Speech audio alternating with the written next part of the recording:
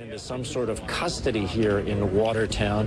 Both of them taken into custody in the area behind me, which is now about a 4 or 5 square block area that has been cordoned off, and there's a huge police presence here.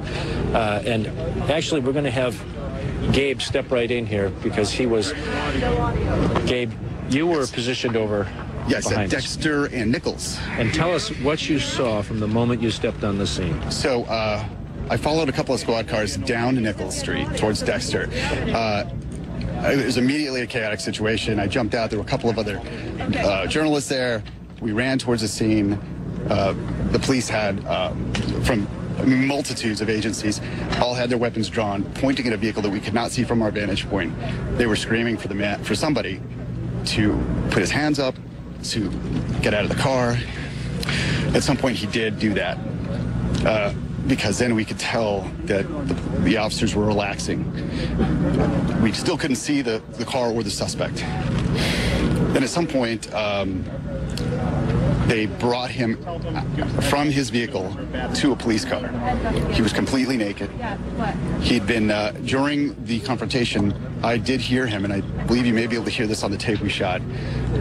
They were ordering him to remove all his clothes, including his underwear. It was clear. You heard the police officer say, remove all your clothes, yes, remove your skivvies. Exactly, right. Exactly. So that's when they brought him completely naked into a police car. Was he in handcuffs? I believe he was cuffed, yes. He was being escorted, put in the car. So about 10 or 15 minutes ago, the FBI arrived. When you said the FBI arrived, yes. What kind of vehicle and who came out of that vehicle? Several FBI agents in various states of either civilian clothes or tactical gear, wearing their blue FBI jackets.